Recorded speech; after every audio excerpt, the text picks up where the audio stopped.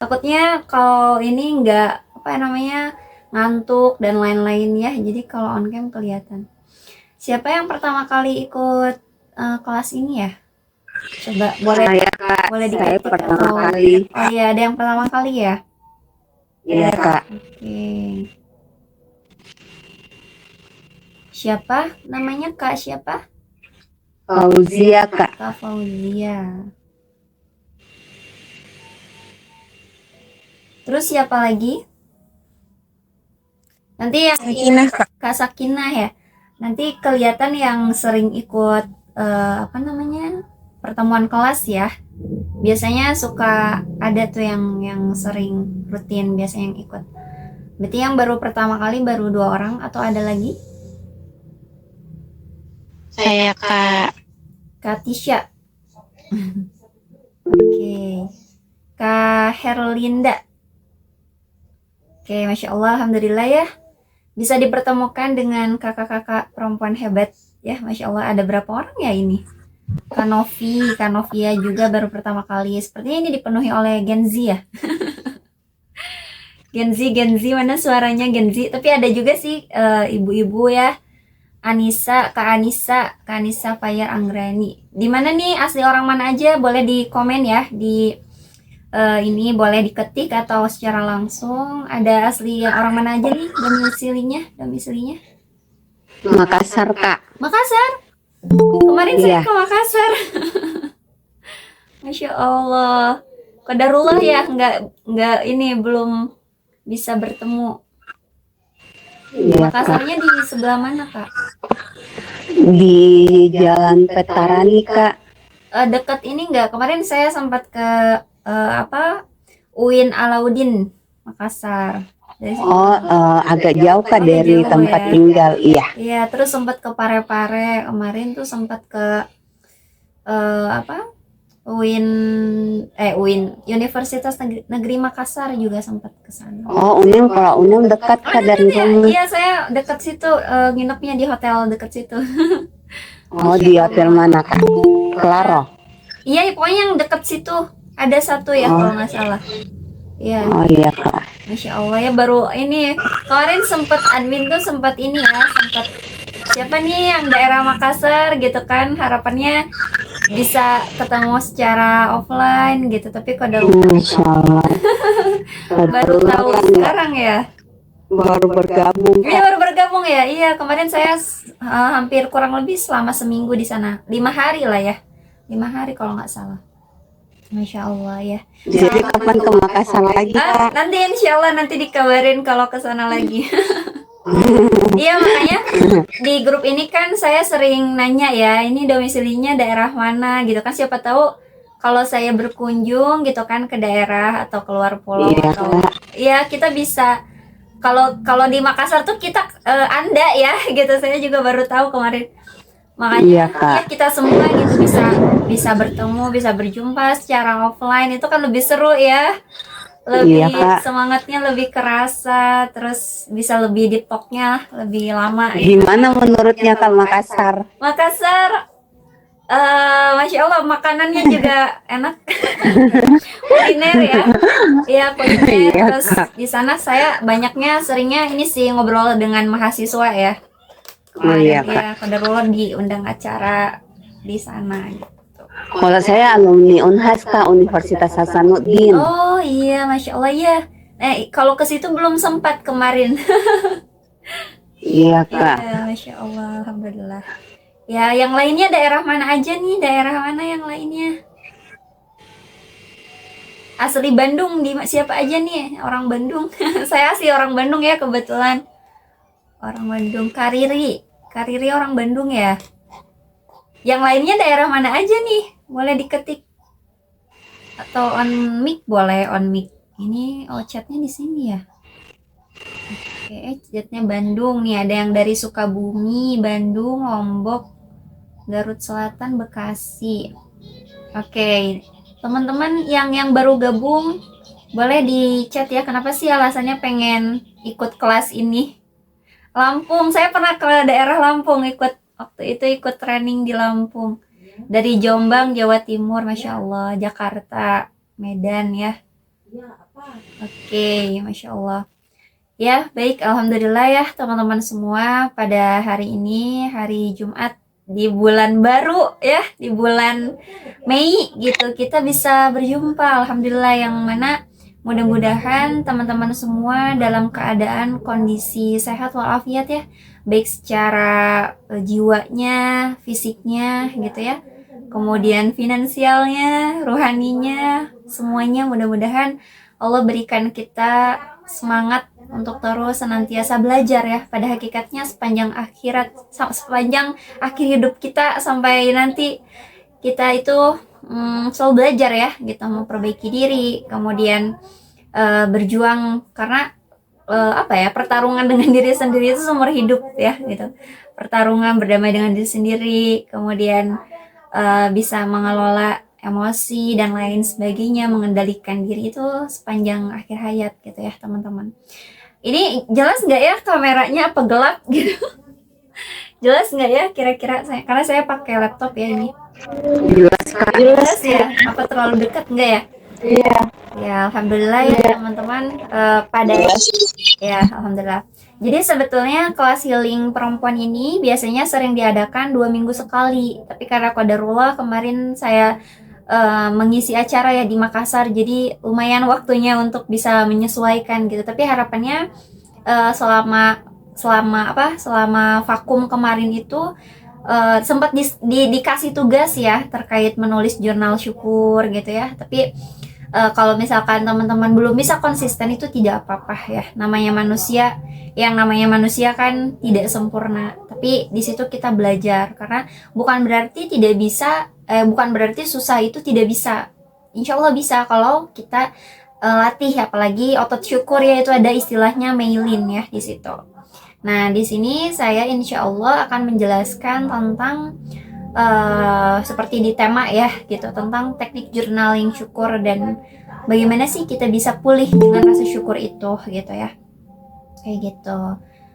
Nah ini bentar, ada yang join lagi. Kebetulan saya selalu menghandle sendiri ya, karena sebetulnya saya sudah punya tim ya, tetapi lebih enak sendiri biar lebih dipok gitu ya. Oke, paling kita mulai ya dengan membaca basmalah bersama-sama. Bismillahirrahmanirrahim. Nah, tentang rasa syukur ini ya teman-teman, sepertinya sudah sering dibahas ya. Sering dibahas terkait rasa syukur. Tapi sebelum itu saya ingin membagikan dulu ya gitu, mengingat kembali bahwa di dalam diri manusia itu ada 3 komponen gitu. 3 komponen yang mana yang pertama itu, ada yang tahu apa aja? Ini sering saya ulang sebenarnya biar lebih sadar gitu ya. Kita lebih sadar terkait diri kita sendiri. Kira-kira apa yang 3 komponen ini? Ada yang tahu nggak kira-kira apa? 3 komponen di dalam diri manusia. Ada yang tahu? Ayo, jangan-jangan kita belum mengenal diri kita seutuhnya ini. 3 komponen di dalam diri manusia ada apa aja? Kira-kira. Ayo, ada yang tahu nggak? 3 komponen. Apa aja? Nih kita kan, diri kita semua manusia itu terdiri dari bagian apa aja? Ada yang tahu nggak? Yang mau? Pikiran teh. Pikiran, oke, siapa? Itu sepertinya orang Sunda ya teh. Oke, apa lagi tuh? Pikiran katanya tadi, apa lagi? Jasad. Oke, terus apa lagi? Ruh. Oke, pintar ya, Masya Allah, tabarakallah. Apa lagi? Hati. Oke, jasad, ruh, jiwa. Oke. Pada pintar ya, Masya Allah, tabarakallah, alhamdulillah. Betul semua, betul ya. Tapi kita dibagi ya ke dalam 3. Itu semua yang teman-teman sebutkan itu betul semua ya. Yang pertama itu ada fisik ya. Fisik itu sesuatu yang kita lihat, yang bisa kita lihat. Wah, dia perempuan, wah dia laki-laki, wah dia putih kulitnya, wah dia sawo matang kulitnya gitu. Nah, itu dikatakan fisik. Di fisik ini biasanya sering dipelajari tentang ilmu biologi gitu ya, sesuatu yang terlihat. Nah, kemudian yang kedua ada istilahnya psikis ya. Psikis ini sesuatu yang tidak terlihat tetapi bisa kita rasakan ya, bisa kita rasakan. Ini biasanya berkaitan dengan ilmu psikologi ya, ilmu psikologi. Kemudian yang ketiga itu ada ruh ya. Ruh ini kaitannya dengan spiritual. Biasanya ilmunya dikaitkan dengan ilmu teologi atau ketuhanan. Nah, itu ya. Jadi itu yang ada di dalam diri kita. Nah, kita harus sadar betul ya teman-teman, bahwa di dalam diri kita itu ternyata ada 3 aspek tadi. Ya, yang pertama ada fisik, sesuatu yang terlihat, dan yang kedua ada psikis, yang ketiga itu ada ruh ya. Nah, 3 ini harus dimaksimalkan, dioptimalkan. Jangan sampai kayak kita sibuk memperbaiki diri, misal penampilan fisik ya, olahraga atau makanan-makanan sehat, tetapi jiwa kita hampa. Misal dari segi psikis itu emosinya tidak terkontrol, sering marah, atau tidak tenang, khawatir gitu kan. Nah, itu yang perlu kita lakukan ya, untuk bisa menganalisa diri kita. Atau misalkan fisiknya bagus, psikisnya bagus, tapi dari segi ruhnya tidak bagus. Misal dari segi ruhnya itu ya ibadahnya misalkan ditinggalkan, atau ya tadi ada kaitannya dengan perasaan yang tidak tenang ya gitu. Karena kan ketenangan itu walazi anzala sakinata fi qulubil mu'minina liyazdadu. Itu kan ketenangan itu Allah yang kasih ya gitu. Maka di situ 3 aspek ini yang perlu kita perbaiki, yang perlu kita terus optimalkan, dan yang perlu terus kita tingkatkan kayak gitu. Jadi kenapa sih harus mengadakan kelas healing perempuan ini? Apalagi seorang perempuan yang mana dia kalau satu rumah yang ada perempuannya, satu ibu misalnya, itu bisa mempengaruhi emosi atau suasana di sekitarnya ya gitu. Apalagi ini yang single. Kalau misalkan kita masih punya waktu untuk memperbaiki diri, ya udah kita optimalkan. Maaf baru muncul habis sholat isya, Masya Allah ya, tidak apa-apa, bisa ikut ya. Ini juga saya sambil ngerekam ya, tapi biasanya saya suka ngerekam, tapi memang yang kemarin juga belum sempat diupload gitu. Jadi kita maksimalkan ya yang sudah, alhamdulillah yang Allah pilihkan teman-teman hadir di sini, bisa dari sekian banyak gitu kan. Jadi teman-teman lah yang terpilih, maka kita maksimalkan. Kalau saya sih prinsipnya ada atau tidaknya.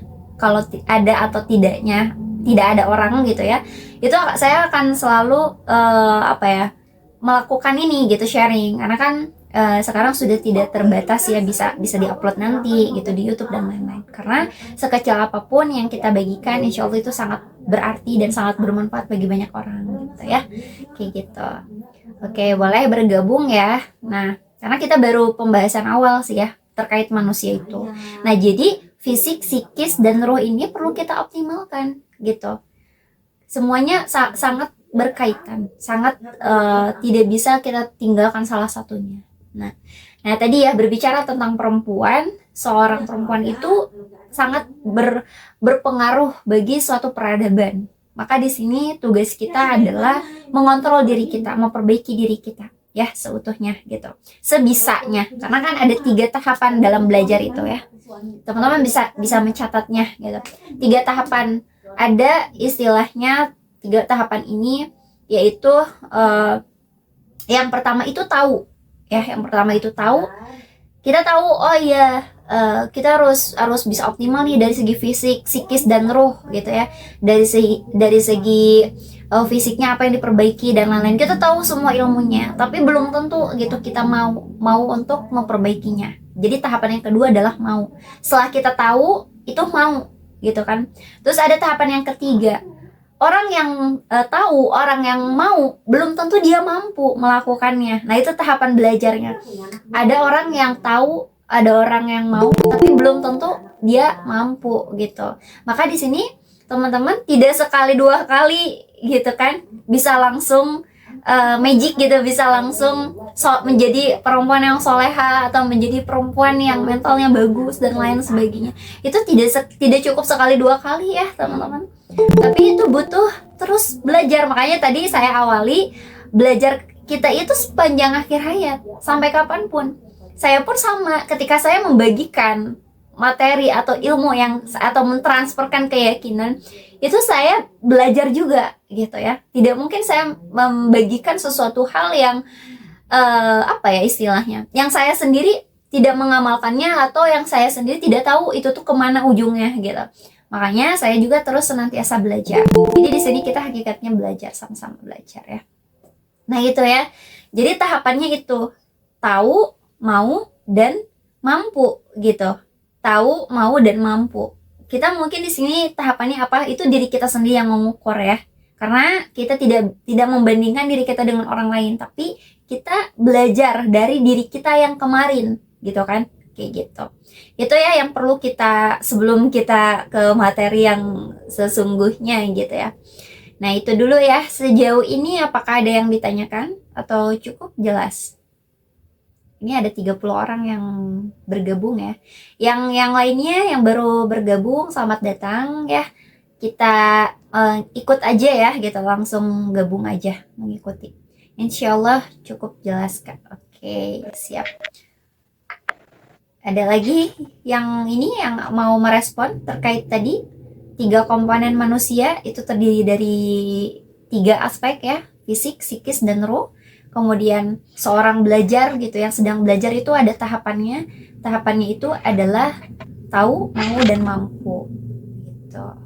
Karena makanya teman-teman juga ya alhamdulillah di sini bagian dari proses, bagian dari ikhtiar ya, untuk bisa tadi tahu, kemudian mau, oh ya saya mau, setelah saya tahu, oh ya saya mau memperbaiki kualitas 3 komponen yang tadi, fisik, psikis, dan roh.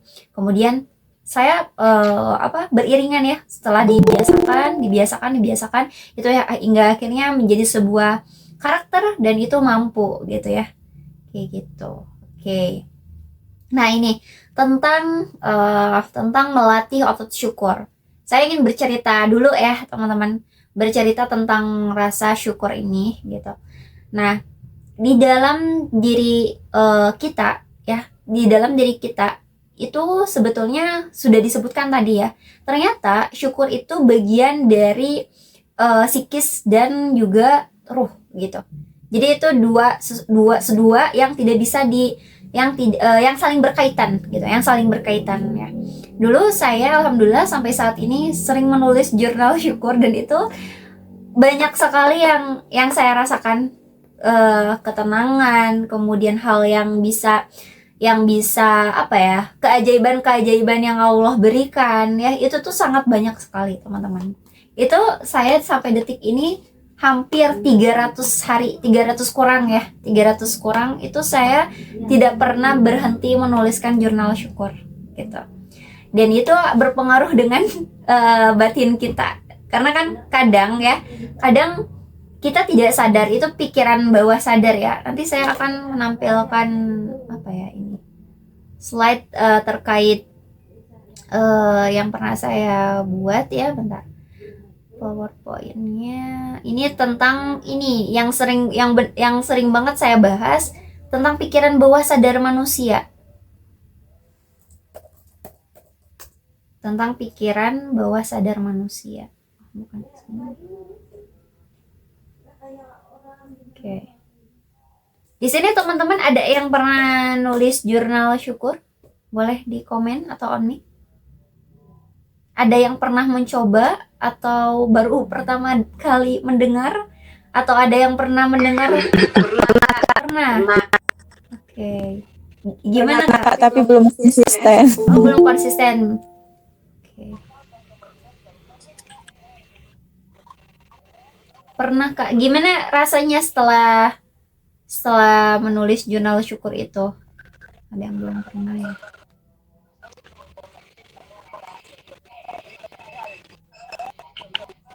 Aja bisa namanya menolong ini rasa nikmat yang udah didapat hari itu gitu. Oke,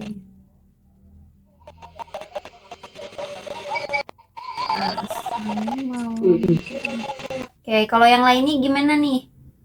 Manfaat yang pernah dirasakan ketika menulis jurnal syukur.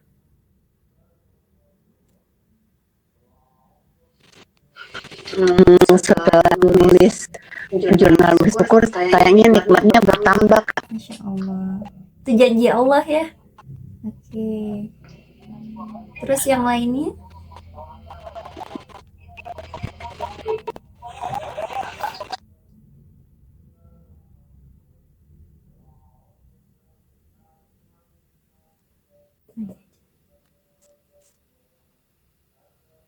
Oke ya. Alhamdulillah ya. Pernahkah belum konsisten? Oke. Ya jadi nah ini jurnal syukur saya ya banyak sekali gitu. Dan saya biasanya apa namanya menulis jurnal syukur ini biasanya pagi ya sebelum sesudah bangun tidur subuh gitu ya, setelah sholat subuh, kemudian sebelum tidur itu biasanya menulis gitu. Dan dulu pada awalnya pada tahun 2003 ya sekitar 2022 itu ya 2023 itu saya kurang konsisten dalam menulis jurnal syukur, dalam melakukan amalan yaumi ataupun apapun gitu tentang habits ya, itu tuh kurang banget. Jadi hari ini semangat, besok enggak lagi, hari ini semangat, enggak lagi gitu. Bahkan sampai beberapa bulan itu sama sekali tidak menulis jurnal syukur gitu. Dan itu yang saya rasakan kayak menyalahkan diri sendiri, kemudian ingin perfect, pengen sempurna dan lain-lain sebagainya. Jadi kurang banget bab penerimaan di dalam diri itu kurang banget ya. Bahkan kayaknya seringnya dibandingkan syukur itu kayak ngelihat kenikmatan orang lain kok banyak ya gitu. Terus ngelihat diri sendiri kayak hidup itu kayaknya aku yang paling menderita deh gitu. Dari situ ya gitu rasanya tuh kayak bener-bener apa nikmat-nikmat yang Allah berikan itu kayak tertutup aja, nggak kelihatan gitu. Hingga pada akhirnya terus coba lagi, gagal lagi, coba lagi, gagal lagi, hingga akhirnya sama Allah diberikan pemahaman ya gitu kan. Tadi ada tahu, mau, sama mampu ya gitu. Saya tahu misalnya ayat sabar gitu pada dulu ya, pada waktu dulu tuh tahu ayat sabar, tahu bahwa kita tuh harus sabar gitu kan dan lain sebagainya, tapi hanya sebatas tahu. Dan saya juga mau bersabar, saya mau bersabar, tapi tadi yang ketiga, oh saya belum mampu untuk bersabar gitu kan, kayak gitu. Maka disitulah proses kita untuk terus belajar itu di situ gitu ya teman-teman. Oke, saya izin menampilkan layar. Bentar. Nah pada saat itu saya belajar untuk merutinkan ya, konsisten merutinkan jurnal syukur. Nah ini emang ya ininya bentar.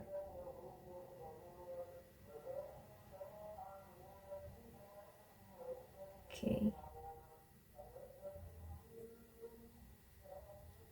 Tadi tuh ada yang nanya, Kak, kenapa jam 7 gitu kan? Ini sama sholat Isya.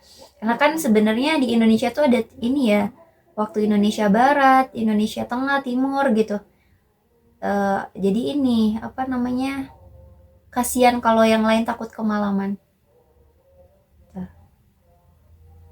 Oh iya, ini. Nah, ini. Pikiran bawah sadar. Oke. Nah, ini saya akan menampilkan layar. Bentar, belum terlihat.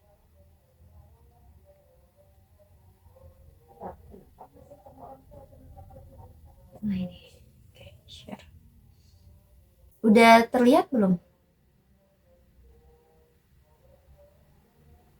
Belum.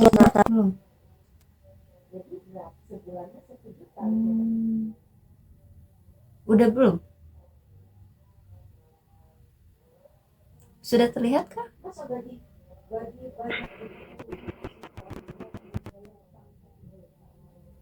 Belum ya? Sudah ya? Kalau ini sudah terlihat belum? Buram ya? Sekarang masih buram.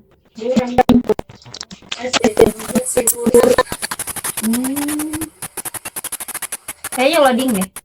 Bentar. Udah jelas. Nggak jelas ya? Oh, udah jelas ya? Oke, siap. Nah, ini ya, yang pikiran. Bentar, ini apa sih? Nah, ini ya pikiran sadar dan pikiran bawah sadar manusia. Jadi teman-teman, saya ingin memulainya dari sini gitu. Nah, kapan terakhir kita menikmati segelas air minum gitu kan? Menikmati gitu, atau makan tanpa HP gitu kan? Karena ini yang berpengaruh adalah pikiran sadar kita. Pikiran sadar kita itu cuma 12%. Sedangkan pikiran bawah sadar kita itu 88%. Pikiran bawah sadar kita itu menyimpan berbagai macam pengalaman, luka, atau sesuatu hal yang mungkin diingatnya tuh selalu negatif gitu. Maka di sini tugas kita adalah sadar bahwa kita itu hidup pada hari ini gitu. Kita hidup bukan di masa lalu, kita hidup bukan di masa depan yang kita khawatirkan atau masa lalu yang terus kita sesali gitu. Maka disitulah munculnya luka. Munculnya luka itu karena kita belum merilis masa lalu, yaitu pikiran bawah sadar kita. Ya, jadi di sini itu tugas kita adalah untuk bisa menaikkan rasa tenang itu, maka dilatih dengan bab syukur, dengan rasa syukur, dengan menerima segala bentuk hal yang Allah terjadikan dalam kehidupan kita. Misal gini, Kak, saya ingin syukur, saya pengen menerima semua ketetapan Allah, tetapi hati saya kadang menolak, ada rasa tidak menerima dan lain sebagainya. Itu wajar, itu manusiawi, karena kita belum tahu toolsnya, kita belum tahu ilmunya, gitu kan. Makanya di situ proses kita untuk bisa mengenal seutuhnya diri kita, ya gitu, mengenal seutuhnya diri kita, sehingga kita bisa memaksimalkan apa yang mesti kita maksimalkan, kayak gitu. Nah, jadi pikiran bawah sadar ini mempengaruhi diri kita yang sekarang, masa lalu, kita dibentuk sama orang tua seperti apa, atau bahkan orang-orang yang dulu yang pernah melukai diri kita, ya gitu. Terus sesuatu hal, kejadian-kejadian yang tidak bisa kita kendalikan. Nah, itu kita perlu menuliskan boleh dengan teknik journaling ya. Tuliskan aja apa yang justru jangan dilupakan ya. Karena berdamai itu bukan untuk melupakan ya. Berdamai itu bukan untuk melupakan teman-teman. Tetapi berdamai itu adalah menerima seutuhnya apa yang Allah terjadikan dalam kehidupan kita. Kayak gitu. Jadi kalau misalkan hari ini kita belum bisa berdamai dengan diri kita sendiri, kita akan sulit menerima keadaan yang Allah terjadikan. Jadi kuncinya adalah berdamai dulu dengan diri kita sendiri, ya, menerima masa lalu yang nggak bisa kita kendalikan, yang di luar kendali kita, memaafkan orang-orang yang ada di sekitar kita yang pernah menyakiti hati kita. Sampai kapan kita mau membawa luka? Sampai kapan kita tidur membawa emosi negatif gitu kan? Nah, kayak gitu ya. Jadi sebelum tidur, bagusnya sih dirilis semua emosi kita. Supaya nanti kita ketika bangun dalam keadaan yang fresh gitu, yang tenang, kayak gitu.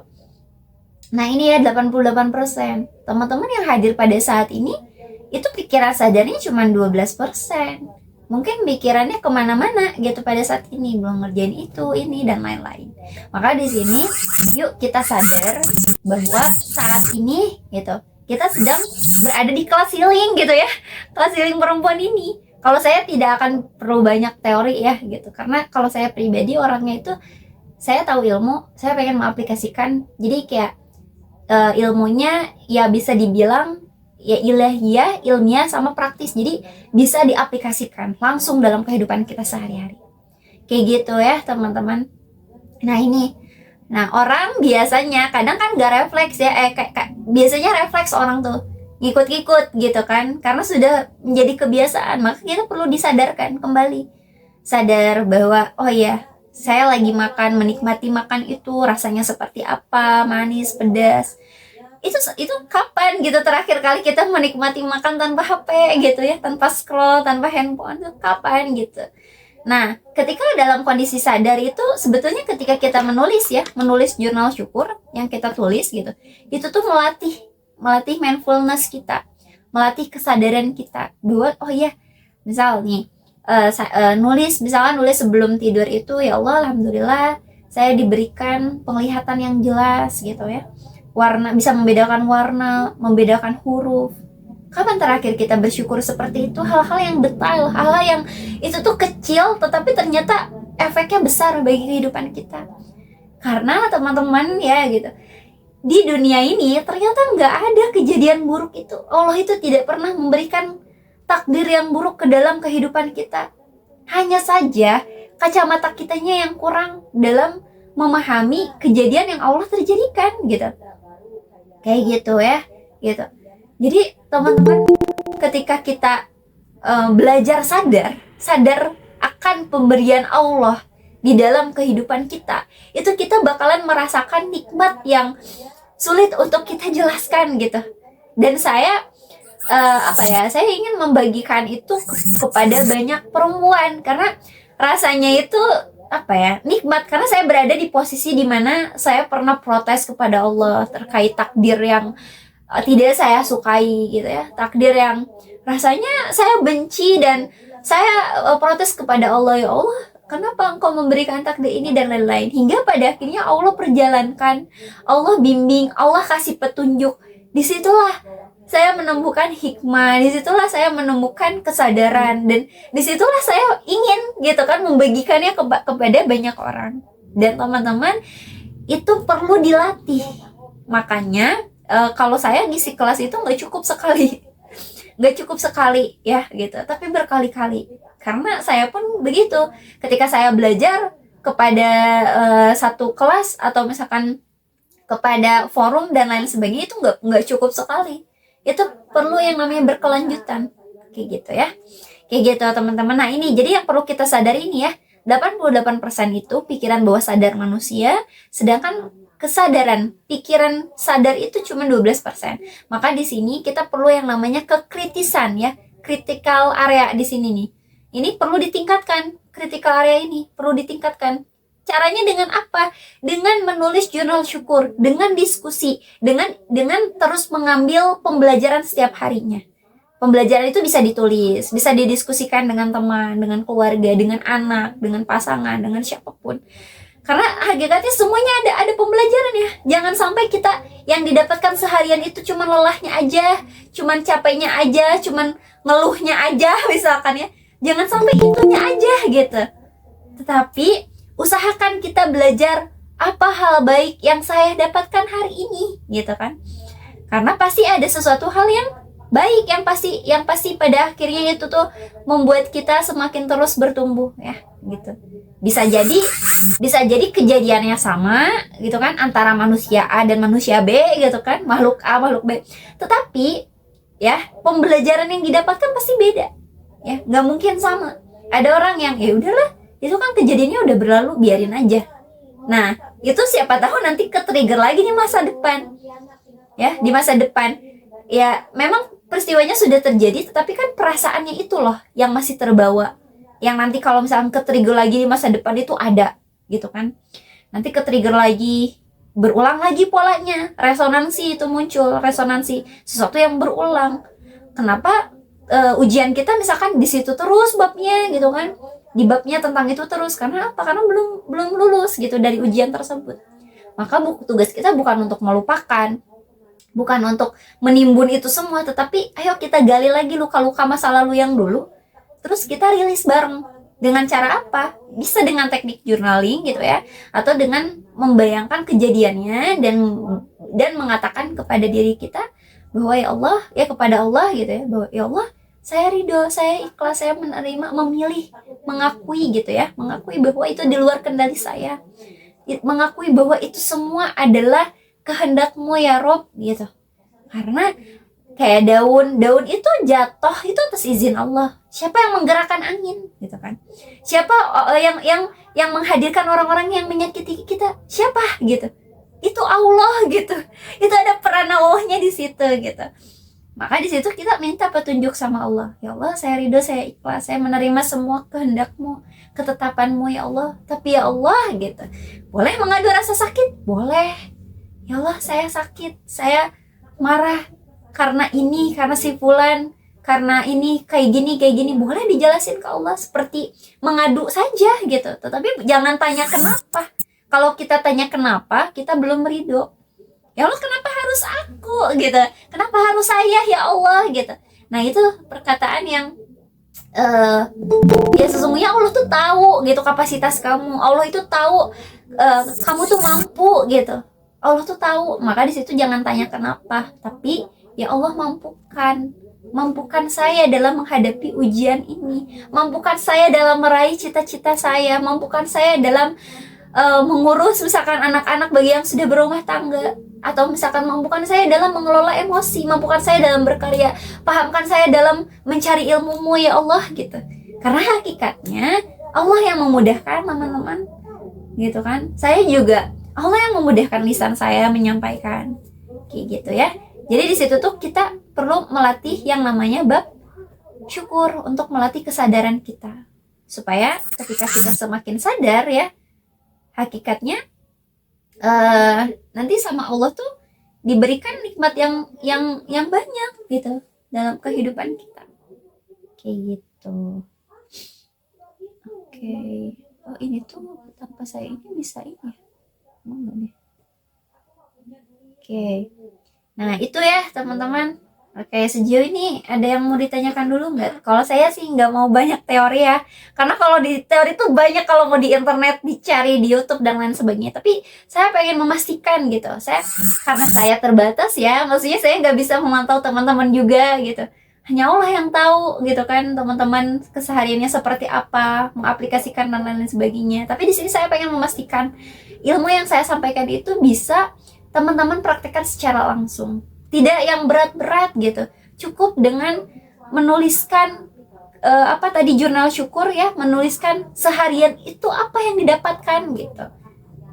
Karena jangan sampai kita itu menyimpan sesuatu hal yang sifatnya emosinya negatif, dibawa tidur gitu ya. Atau kita hanya sekedar lelahnya aja menjalani aktivitas tapi kita nggak dapat apa-apa gitu. Cuman lelah dan ngeluh, atau dengan sesuatu hal yang tidak menerima takdir gitu yang Allah terjadikan. Di setiap kita itu pasti punya yang namanya masalah teman-teman, punya yang namanya problem ya gitu. Tetapi tadi gitu yang membedakannya adalah mengambil hikmah, mengambil pembelajaran, mengambil sisi positifnya, sisi sesuatu hal yang bisa, kebaikannya yang bisa kita ambil. Bahkan sekelas setan pun ya, iblis gitu ya, kita bisa meniru semangatnya mereka yang menggoda 24 jam manusia, mereka yang pantang menyerah, mereka yang punya strategi, itu semua kan dijelaskan di dalam Al-Quran kan. Nah kita bisa mengambil hikmah dari iblis gitu ya, bisa mengambil hikmah dari setan sekalipun gitu kan. Jangan sampai mereka punya tujuan yang jelas untuk menggoda manusia, memecah belah, atau membuat iri dengki gitu di hatinya, tidak menerima ketetapan Allah. Itu tuh tugasnya syaitan gitu. Itu kita bisa mengambil pembelajaran dari sekelas itu gitu kan. Apalagi hal-hal yang Allah terjadikan dalam kehidupan kita sehari-hari. Itu sayang banget teman-teman kalau misalkan kita tidak mengambil pembelajaran yang Allah berikan ke dalam kehidupan kita.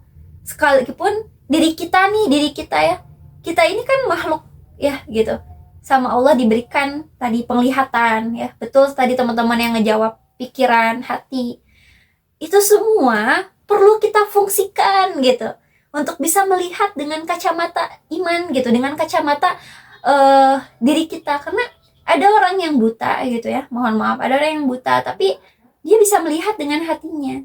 Buktinya apa? Dia bisa merasakan, bisa ada yang banyak tuh ya para penghafal Al-Quran gitu. Bahkan terakhir kemarin waktu saya beberapa minggu yang lalu ketemu sama mahasiswa yang dia tidak bisa melihat, dan saya ngerasa ya Allah, dari lahir loh gitu tidak bisa melihat. Di situ saya nangis. Ya nangis tuh karena bersyukur sama Allah gitu. Oh iya ya, ternyata saya bisa membedakan warna, saya bisa melihat indahnya langit gitu kan. Saya bisa melihat Masya Allah gitu kan. Di situ kayak saya sedih banget karena ngelihat langsung gitu. Ya, jadi saya juga bingung ya ketika saya mau nanya tuh. Oh iya ya, karena dari awal memang nggak bisa lihat, jadi kayak gelap aja mungkin ya gitu kan. Nggak bisa ngelihat warna kuning seperti apa. Dia hanya bisa menyentuh, meraba, ini kecil, ini bulat, ini pensil, pulpen, hanya bisa sekedar gitu aja, tapi nggak bisa membayangkan. Coba teman-teman, ya begitu banyak nikmat yang Allah berikan kepada kita ternyata gitu. Ya Allah gitu, di situ kayak ya Allah gitu, dia hebat ya gitu, struggle gitu dengan kondisinya seperti itu. Tapi ya tadi, la yukallifullahu nafsan illa wus'aha gitu. Allah itu tidak akan membebani seseorang melainkan sesuai dengan kesanggupan hambanya gitu. Makanya ketika teman-teman punya luka apapun gitu ya, lukanya gitu pasti ada gitu kan. Setiap orang punya luka, maka di situ kita perlu yang namanya sadar kita hidup pada saat ini, sadar apa nikmat yang Allah sudah berikan kepada kita sampai saat ini gitu. Nah, karena yang menyebabkan luka biasanya bab penerimaan, karena kita belum menerima seutuhnya dengan takdir yang Allah berikan. Ketika kita tidak ridho dengan takdir yang Allah berikan gitu kan, maka di situ muncul rasa kita tidak ridho dengan Allah pun akan mempersulit gitu dengan apa yang tadi kita tidak ridho gitu terhadapnya, kayak gitu. Kalau misalkan kita ridho, seperti halnya para nabi dan rasul gitu ya, mereka pun sama diuji gitu, tetapi mereka ridho di sini tuh menerima, menggantungkan, berserah, bertawakal semuanya kepada Allah. Ya Allah, ini adalah darimu, maka saya serahkan, saya kembalikan lagi kepadamu ya Rob gitu. Nah disitulah yang membedakan mereka tidak punya luka gitu, walaupun mereka ujiannya lebih dari kita ya gitu. Seperti halnya para perempuan hebat di zaman dulu gitu kan, Siti Hajar yang berlari gitu kan. Sekarang bentar lagi kurban ya teman-teman. Pengorbanan apa nih yang mau dikorbankan dari diri kita gitu? Perasaan, kurban perasaan atau misalkan apa gitu. Nah itu ya, jadi Siti Hajar itu berlari mencari air gitu untuk Nabi Ismail. Berlari, tapi sama Allah akhirnya didatangkan sesuatu hal yang tidak disangka gitu. Allah tuh pengen melihat usaha kita dulu. Allah tuh pengen melihat bergantung kita dulu. Sejauh mana sih seorang hamba itu bergantungnya sama Allah gitu. Sejauh mana gitu kan di situ tuh. Kayak gitu ya teman-teman. Jadi harapannya ketika saya sharing ini tuh ya saya menyampaikan apa yang bisa teman-teman praktekkan gitu. Walaupun hanya sedikit aja. Kalau saya sih nggak banyak-banyak, karena kalau teori banyak nih, saya tuh bikin PowerPoint tuh banyak ya teman-teman. Tuh ini banyak ya nih kayak gini, tapi saya nggak akan menyampaikan yang terlalu istilahnya teori. Saya pengen bisa diaplikasikan gitu, walaupun hanya sedikit gitu. Oke, mungkin sejauh ini ada yang mau ditanyakan dulu nggak? Tidak ada takdir buruk, tapi dari salah satu rukun iman itu ada iman terhadap qada dan qadar, takdir baik dan takdir buruk. Jadi menurut kakak itu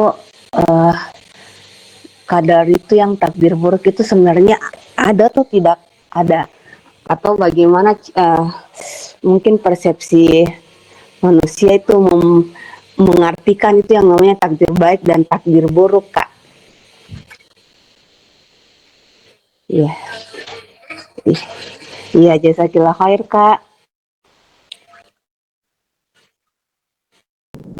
Kayak Allah tuh jahat banget gitu. Kayak ini takdir, menurut saya ini takdir buruk gitu. Nah, pada saat itu saya mandangnya takdir buruk. Tetapi ternyata setelah saya belajar untuk menggantungkan diri kepada Allah, terus mengambil hikmah dari setiap kejadian, hingga akhirnya Allah antarkan saya kepada ternyata yang dulu itu bisa menguatkan banyak perempuan lainnya gitu.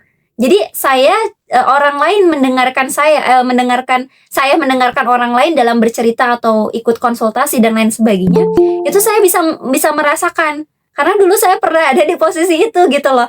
Oh, ternyata Allah itu memberikan saya pengalaman dulu hingga akhirnya saya bisa membagikan itu atau menguatkan kepada orang lain, kepada banyak orang gitu. Di situ. Maksudnya di situ sebetulnya. Jadi buruk atau tidak buruk itu hanya persepsi kita. Kayak gitu. Karena memang pemberian Allah tuh tidak ada ya, apa sih namanya tuh, apa hadis atau apa ya? Iya, kalau nggak salah nanti saya cari ya gitu. Jadi semua takdir yang Allah berikan itu baik gitu.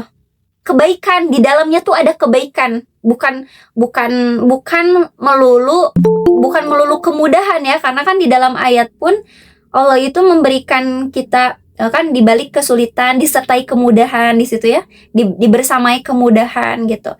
Jadi takdir yang buruk itu hanya persepsi kita sebetulnya, hanya persepsi kita.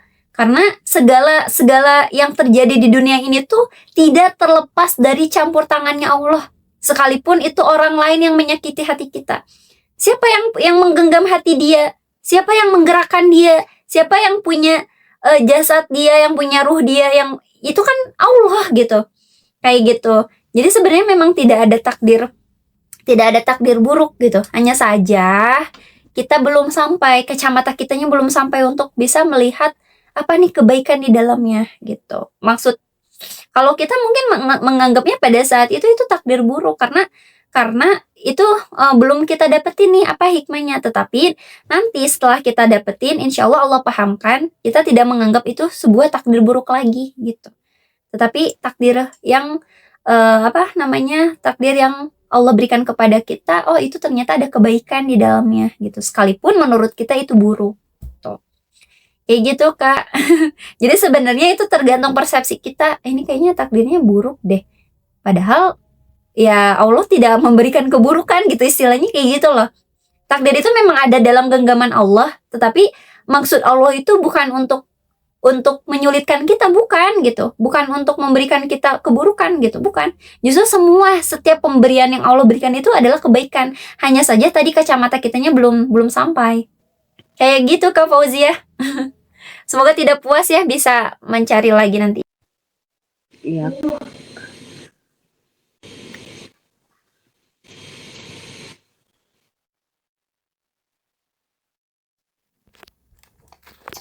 Kayak tadi yang siapa sih yang gimana caranya kita biar bisa ridho ya, sebenarnya pertanyaannya hampir sama.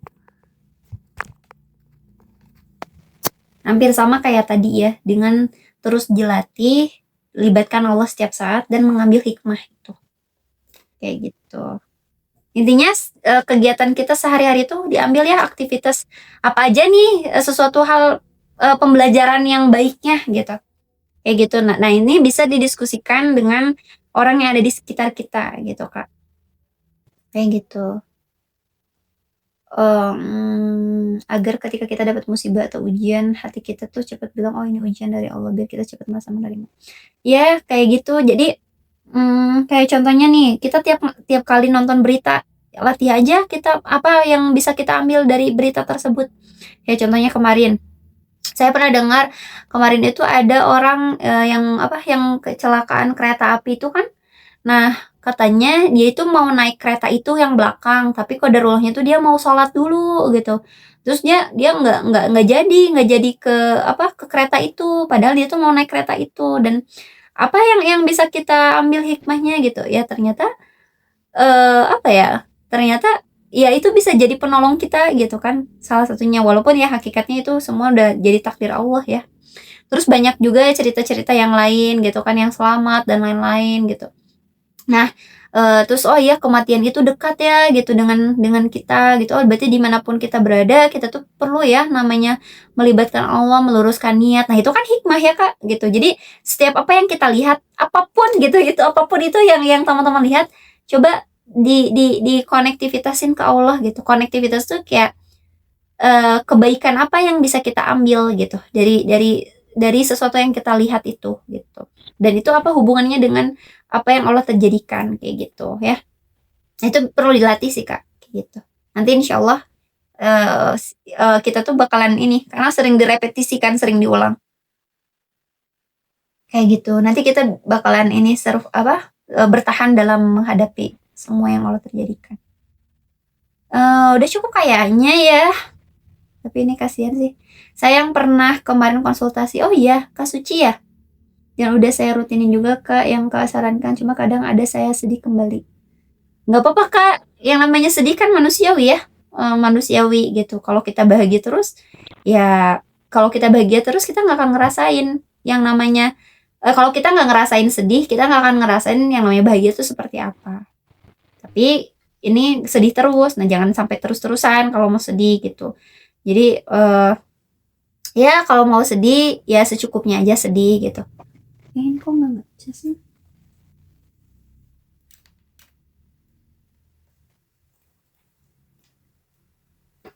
Kayak gitu ya teman-teman, ini takut baterainya habis. Oh ngecas. Nah palingan segitu dulu. Gimana cara mengungkapin perasaan yang sedang kita rasakan? Oke.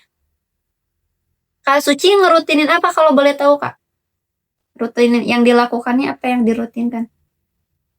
Kak Suci. Apakah Allah memisahkan dua orang yang saling sayang untuk dipertemukan di versi terbaiknya? Untuk itu Kak tugas saya tetap berusaha apa menunggu takdir dipertemukan aja.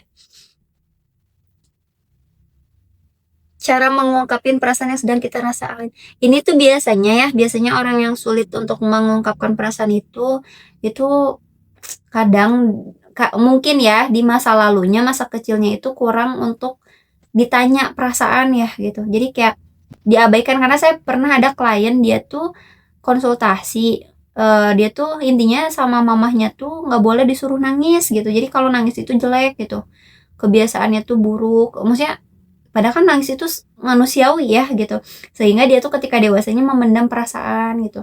Nah ini kakak perlu dirilis ya, dirilis gitu. Maksudnya kalaupun perasaan yang sedang kita rasakan ya belajar untuk apa ya istilahnya, belajar untuk peka terhadap diri sendiri. Dan itu mengungkapkannya tuh kepada siapa? Apakah kepada orang lain atau kepada diri sendiri? Kalau kepada orang lain kadang kan ada yang memendam perasaannya sehingga dia tuh ya udahlah orang lain nggak usah tahu gitu aku ngerasain apa, padahal dia tuh sakit hati gitu. Istilahnya kalau mau kepada orang lain ya udah islahkan, misal apa yang dirasakannya gitu, apa yang dirasakan saat ini diislahkan, siapa tahu hanya prasangka kita aja gitu, kayak gitu. Tabayun gitu ya, kalau di Islam tuh tabayun, mengkonfirmasi ulang bahwa oh ya ternyata itu tuh nggak sengaja misalkan ya atau apa gitu.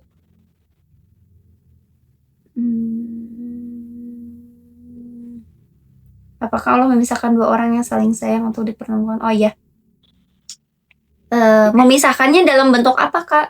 Apakah perpisahan meninggal dipertemukan di versi terbaiknya, atau perpisahan yang suami istri kah, atau apa nih gitu?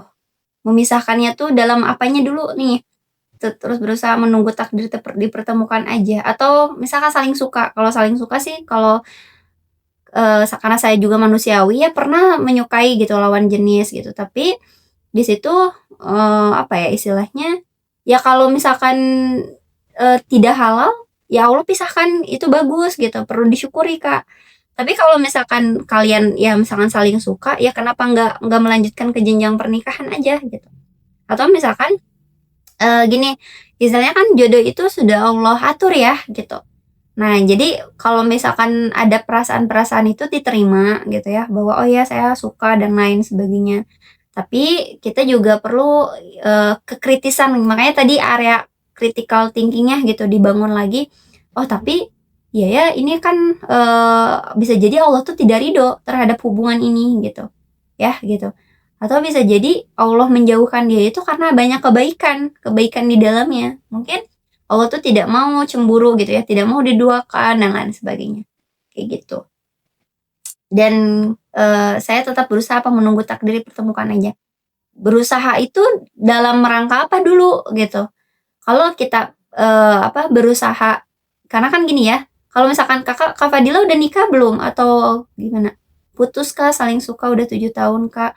Karena masih kuliah. Oke. Gini Kak Fadila ya, saya ini izin gitu. Nah, kalau misalkan dia jodoh kita, itu pasti Allah pertemukan sejauh apapun, gitu kan? Sejauh apapun kita pasti Allah pertemukan gitu. Terus yang kedua, luruskan lagi orientasi mumpung gitu ya, belum menikah. Orientasi untuk menikah itu untuk apa gitu? Apakah hanya sekedar suka gitu kan? Atau di situ tuh membangun visi dan misi yang sama. Karena saya banyak klien gitu ya. Banyak klien tuh yang konsultasi kepada saya itu kasihan semuanya tuh rata-rata hampir pada cerai. Maksudnya udah bukan hampir pada cerai, udah pada cerai gitu. Itu yang konsultasi ke saya tuh udah pada cerai dan itu tuh diawali dengan tidak membangun visi misi gitu. Makanya pernikahan itu sebenarnya untuk beribadah kan ya, untuk ibadah di hadapan Allah gitu. Makanya di situ perlu dibangun yang namanya visi misi. Dan kalau yang namanya suka itu kan fitrah manusia gitu.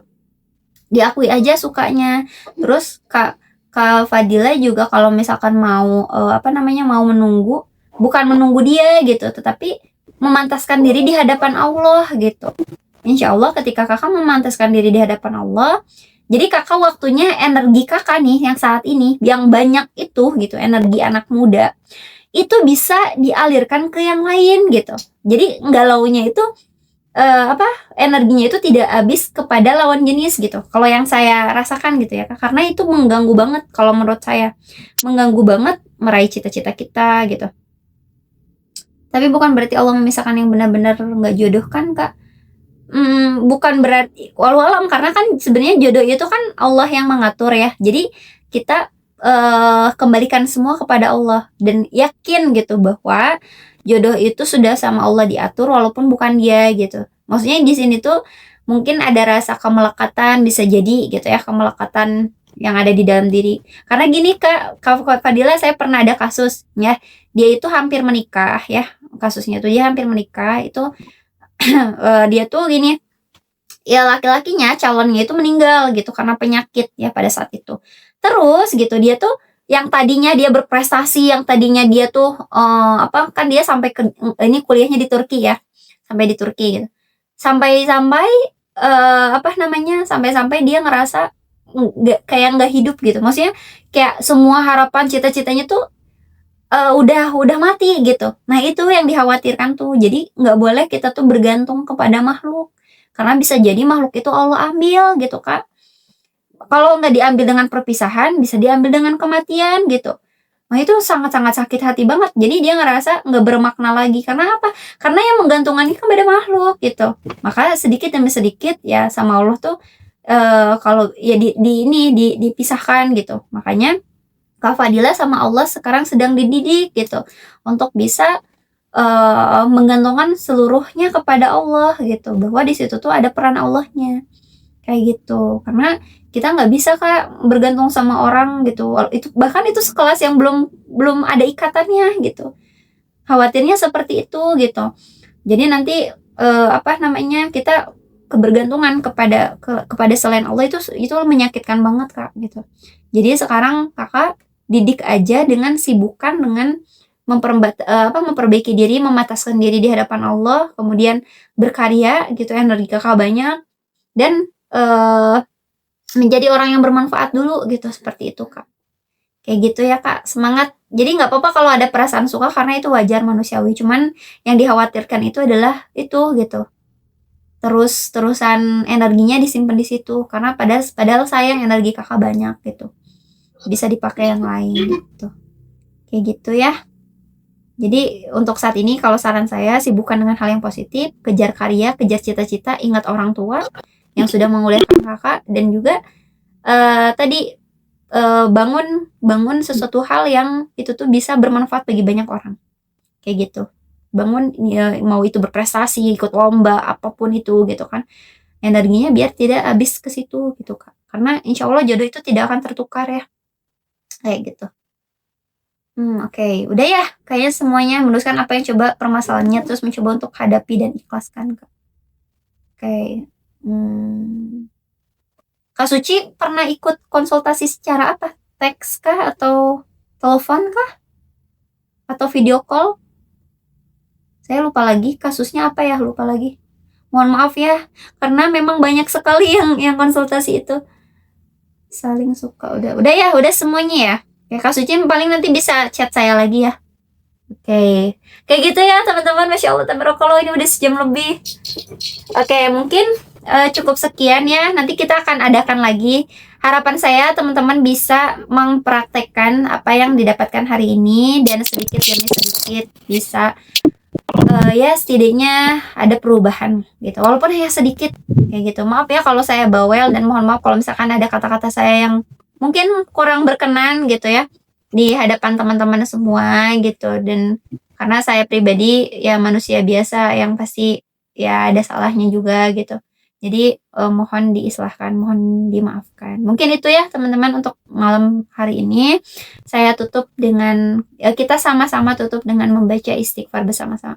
Astagfirullahaladzim, astagfirullahaladzim, astagfirullahaladzim. Hamdalillah, alhamdulillahirabbil alamin. Doa kifaratul majelis. Subhanakallahumma wa bihamdika, asyhadu an la ilaha illa anta, astaghfiruka wa atubu ilaik. Alhamdulillahirabbil alamin.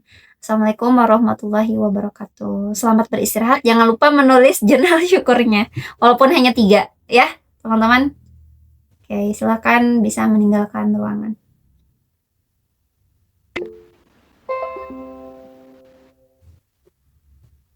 Oke, sama-sama.